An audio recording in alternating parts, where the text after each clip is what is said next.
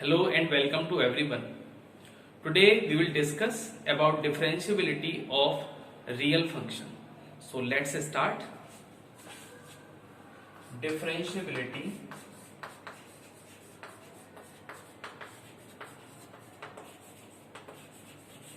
of real function.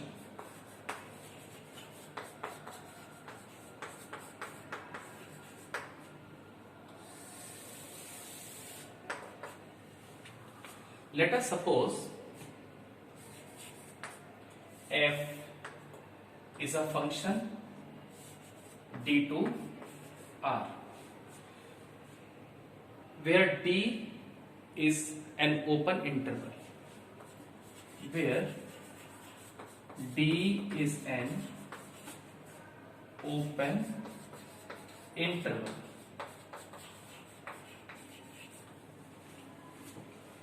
Then this function f is said to be differentiable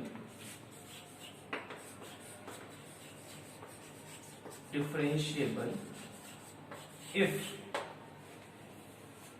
limit h tending to 0 fx plus h minus fx divided by h. F is said to be differentiable if this limit exists finitely. Okay, if we have a function f defined on an open interval d to r, that is real valued function, where d is an open interval, then this function f is said to be differentiable. That means we can do the differentiation of this function f if this limit h tending to 0 fx plus h minus fx divided by h exists finite. In this condition we say that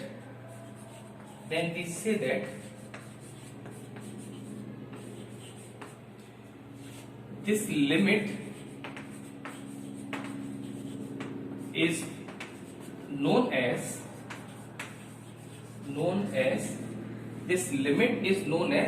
derivative of this function. Derivative of fx with respect to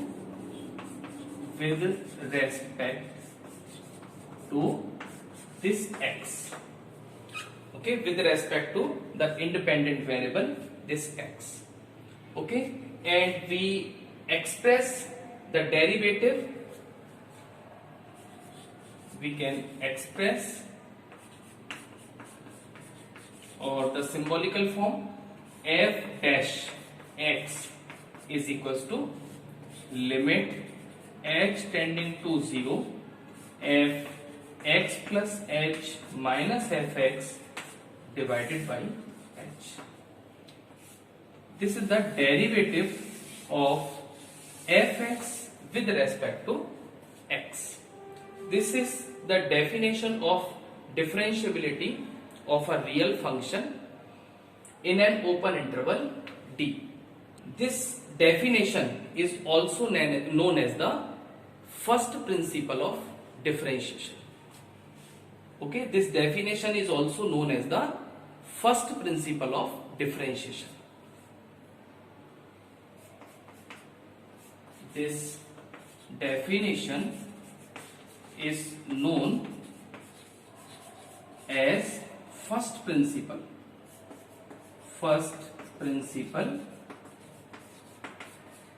of differentiation. Okay, first principle of differentiation. Now we will find the derivative of some functions using first principle of differentiation. So let's start. So number 1, if fx is equals to x power n, then what is the derivative that is ddx of fx, or we can say that ddx of x power n. Find the derivative of x power n with respect to x using first principle of differentiation. So, solution. Here we have fx is equals to x power n. So this implies fx plus h is equals to x plus h whole power n. Now, so as we know, the first principle of differentiation is dx of fx is equals to limit h tending to 0 fx plus h minus fx divided by h. So it is equals to limit h tending to 0. Here fx plus h is equals to x plus h power n. So x plus h whole power n minus fx is x power n whole divided by h. This is d over dx of x power n. Okay. Now using the binomial theorem, we can expand this x plus h whole power n like this: limit h tending to 0 x power n plus n into x power n minus 1 into h plus n into n minus 1 divided by 2 factorial x power n minus 2 into h square plus up to so on minus x power n whole divided by h. Now you can see that this x power n is of plus sign and this is of minus sign. So x power n and x power n cancel out. Now we can take h common in the remaining terms. So limit h tending to 0, h is common, so we get here n into x power n minus 1 plus n into n minus 1 divided by 2 factorial and x power n minus 2 into h plus up to so on whole divided by this h. This h and this h cancel out. Now I can apply this limit h tending to 0. So whenever I apply the limit h tending to 0, these all terms except only first term will be 0 because of every term having at least one h. First term, you can see here that this second term having one h and the next term h square and h cube and so on. So every term except this term having h. So when we apply h tending to 0, this all becomes 0. We get only n into x power n minus 1. Therefore, we can write it as d dx of x power n is equals to n into x power n minus 1. This is the derivative of x power n is equals to n into x power n minus 1. So using first principle of derivative, we can find the differentiation of x power n with respect to x like this. Now we take second function fx is equals to e power x. So using first principle of derivative, find the derivative of this function. So as we have fx equal to e power x, so we can write fx plus h is equals to e power x plus h.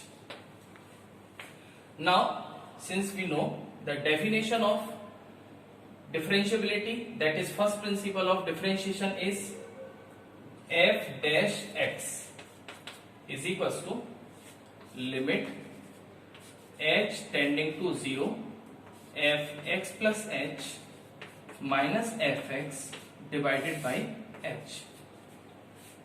So here we can write d dx of fx, it is equals to limit h tending to 0, fx plus h is e power x plus h minus fx is e power x whole divided by h. Limit h tending to 0, we can write e power x plus h as e power x into e power h minus e power x divided by h. Now e power x is common, e power x is common, we get e power h minus 1 whole divided by h. As we know, the limiting value of e power h minus 1 upon h is 1. We have discussed already in the limit chapter, that is limit h tending to 0 e power h minus 1 upon h is equals to 1. So we can apply this limit in e power h minus 1 upon h. So we get the limiting value of this function is 1 e power x. So e power x multiplied by 1. So we get e power x.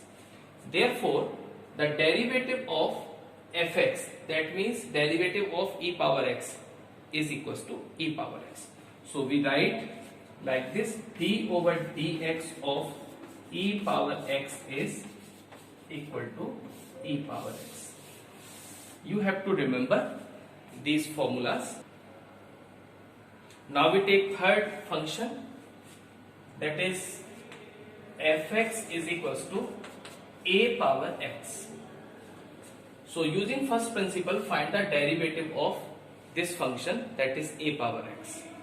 So since fx equal to a power x, so we write fx plus h is equals to a power x plus h. We replace x by x plus h in a power x. When we replace this x by x plus h, we get a power x plus h. Now, as we know, the first principle is d dx of fx is equals to limit x tending to h tending to 0, h tending to 0, fx plus h minus fx divided by h. So this is limit h tending to 0. We can put the value of fx plus h is equals to a power x plus h minus fx is a power x divided by h. It is equals to limit h tending to 0. Again we can see that a power x we can take common and a power h minus 1 whole divided by h. As we know, the limit of this function a power h minus 1 upon h is what? Limit h tending to 0 a power h minus 1 upon h is equals to log a with base e. This is the limiting value of a power h minus 1 upon h when h tending to 0. So we can apply this limiting condition. So we have here a power x into log a with base e. So this is the derivative of a power x with respect to its independent variable, that is x. So we write it as d dx of a power x is equals to a power x into log a with base e. Here we know very well that a should be greater than 0, and a cannot be equal to 1. Okay. Now we take fourth function, that is fx is equals to log x with base e. We find the derivative of this function with the help of definition of differentiation, that is first principle of differentiation. So let's start. If we have fx equal to log x with bit e, then we can find fx plus h is equals to log x plus h with base e. Okay.